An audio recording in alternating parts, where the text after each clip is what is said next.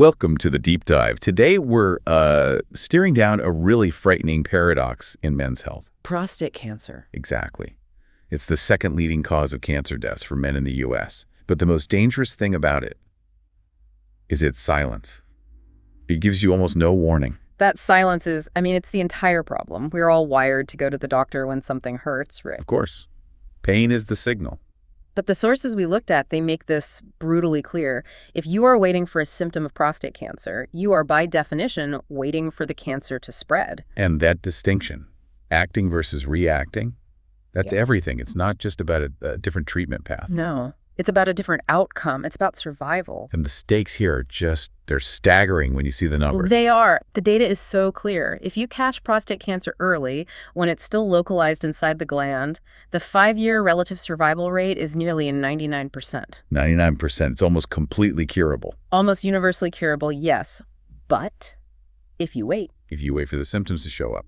Then you're talking about a cancer that has likely progressed, become distant, metastatic. And at that point, the survival rate just plummets. It's a nosedive. It falls to somewhere between 30 and 37%. So you're choosing, really, between a 99% outcome and a 30% outcome. And that choice is based purely on timing. Purely on timing. So our mission today is to give you the information you need to land on the right side of that statistic. We have to unpack the anatomy behind the silence, define who is truly at high risk, and then lay out some clear, tailored action plans. Let's start with the why. Why is this disease so good at hiding? To get that, you really have to picture where the prostate is. It's a small, walnut-shaped gland. Deep in the pelvis. Right, deep in the pelvis, just beneath the bladder. And it wraps right around the urethra, which is the tube that drains the bladder. Okay, so that's where the confusion comes in for a lot of guys, right? We hear about BPH, the benign enlargement. Benign prostatic hyperplasia, yes. And how that pinches the urethra and causes all those urinary symptoms, getting up at night, weak stream, all that. So why doesn't cancer do the same thing early on? And that is the absolute key insight, the crucial difference. BPH is an enlargement that mostly happens in the inner part of the prostate. The part right next to the urethra. Exactly, the central zone. But cancer typically begins in the outer part of the gland, the peripheral shell. Ah. So the tumor has a huge amount of room to grow before it ever gets near anything that would cause a symptom. A massive amount of real estate, yes. Because of that growth pattern, it can develop for years without blocking urine flow, without causing pain, without creating any noticeable change at all. It only becomes a problem when it's already huge. Or worse, when it's grown beyond the gland itself and is invading the tissues around it. That context makes the stats just so much more sobering. It does. About 1 in 8 men will be diagnosed in their lifetime. It's incredibly common. And while most cases are slow growing, there are aggressive types. Yes, we have to stress that. There are aggressive forms that spread quickly. And with age being the #1 risk factor, the clock is always ticking. Given that it's often slow growing, there's this temptation to think, oh, maybe I'm fine. I don't need to worry. But you can't. Not with a 99% versus 30% difference on the table. You just can't afford to make that gamble. So let's talk about when that silence finally breaks, because these signs, even though they're late, are absolutely critical to know. They're critical because they mean you need urgent medical help. And we have to be so clear here. These are not early symptoms. These are red flags. Red flags for advanced, possibly metastatic disease. And the #1 sign, the one most often cited, is persistent pain. But not where you'd think. It's pain in the back, hips, or chest. Right, which seems counterintuitive. By the bones. Prostate cancer just has this high affinity for spreading to the skeleton. If the cancer is advanced, it very often travels to the bones of the spine, the pelvis, or the ribs. So that deep, unexplained bone pain. That should be an immediate warning flare. Immediately. What are the other major red flags we need to look for? Blood in the urine or semen, that's a huge one, needs an immediate follow-up. Another is swelling in the legs or feet. Edema. Yes, edema. And what that can signal is that tumors or lymph node metastases are creating blockages. So fluid can't drain properly. Correct. It's a plumbing problem caused by the cancer spread. And the source material highlights one symptom in particular as a true medical emergency. It does. Numbness or weakness in the legs.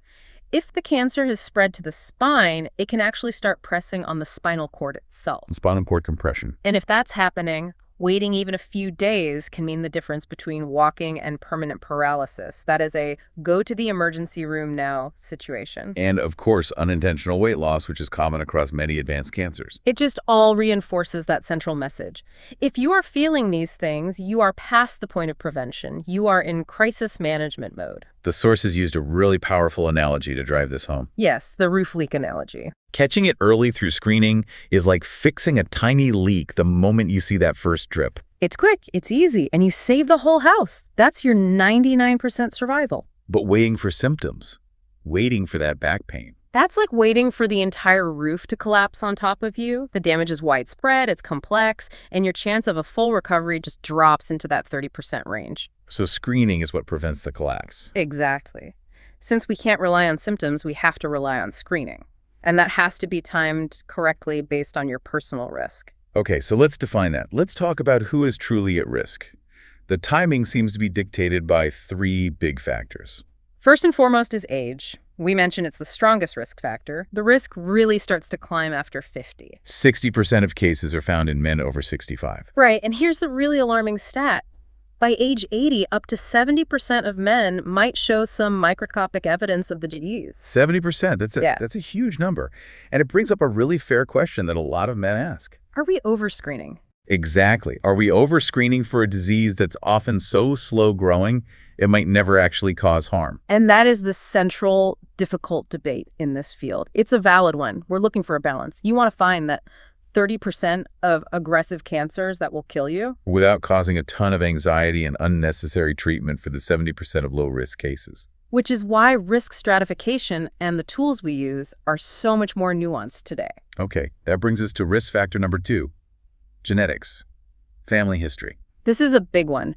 If you have a close relative, and that means a father or a brother who had prostate cancer, your risk immediately jumps. To about 2.5 times the average. 2.5 times. That, by definition, makes you a high-risk patient. And the third factor is even more specific. It's about certain gene mutations. Absolutely. If you're a carrier of mutations in genes like BRCA1 or BRCA2, which people usually associate with breast and ovarian cancer. Exactly. But they are strongly linked to prostate cancer as well. Carrying those mutations explicitly classifies you as high risk, and it often points to a more aggressive form of the disease. Okay, we know the risks. Let's talk about the tools. And we need to be clear, these are screening tools, not diagnostic tools. A critical distinction. And the centerpiece is the PSA test. The prostate-specific antigen blood test. Correct. But we have to be really honest about its limitations.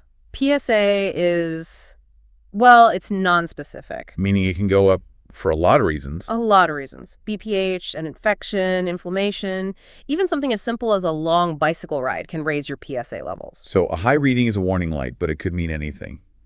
This is where a lot of the patient anxiety comes from. So how do doctors make it a valuable tool? This is where modern screening strategy is so important. And it's why the DRE, the digital rectal exam, is still used to physically check for abnormalities.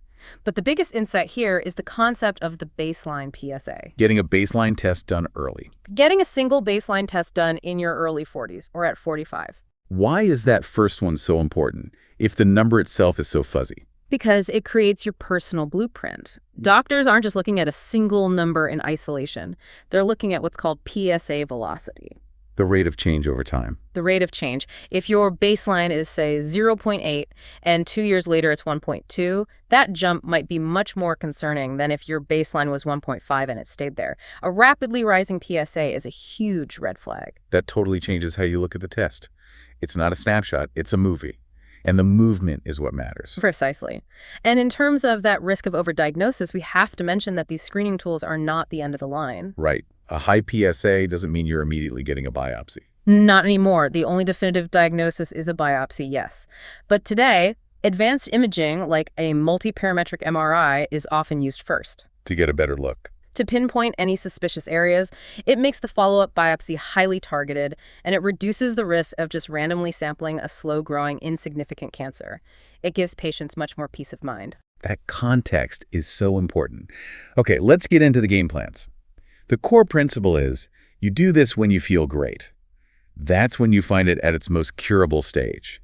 Absolutely. So let's start with action plan A, the high-risk patient. This is the man in his 40s with a father or brother who had it, or someone who knows they carry a genetic mutation? Their risk is 2.5 times higher. Their strategy has to be start early, watch closely. So no waiting until 50. Absolutely not. They need to start PSA and DRE screening in their 40s.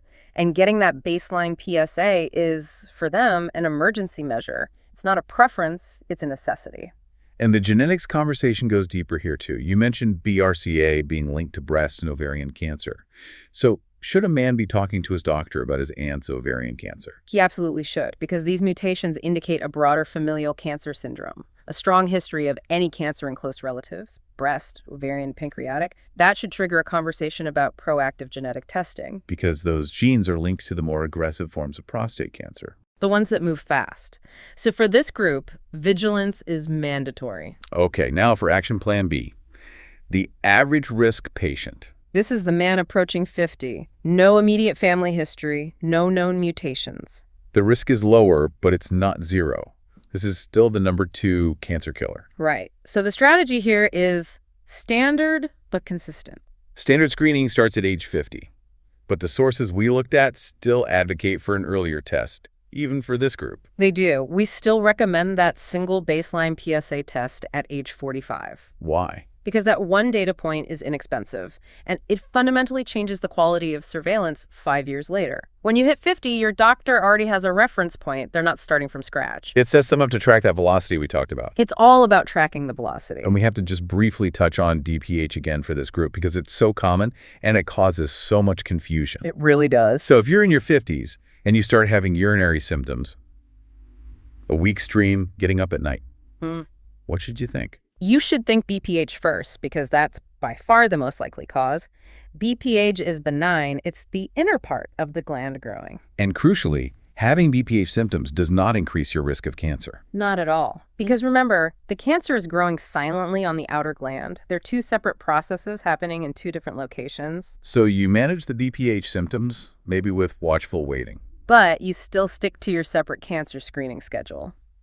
Don't confuse the noise of BPH with the silence of cancer. This whole deep dive really presents a clear choice, and it's defined entirely by timing. 99% survival or 30%. The data just doesn't leave any room for ambiguity. It really doesn't. We have to fundamentally shift our mindset, away from waiting for our bodies to scream for help. We have the tools to go looking for this disease while it's still small and completely curable. So here's your mission. It's simple, it's actionable, and it's taken directly from this material. If you are a man over 45, go get a baseline PSA blood test, even if you feel fantastic. Especially if you feel fantastic. And if you have a family history of prostate or related cancers, do not wait until 50. You need to start that screening conversation in your 40s. And just remember this one thing. The absolute best time to see your doctor about a silent health risk is exactly when you don't think you need to. And we'd encourage you to think about how that concept applies elsewhere in your life. To other silent risks, like blood pressure or cholesterol, proactive screening is. It's the ultimate investment in your own future. Thank you for diving deep with us. We'll see you next time.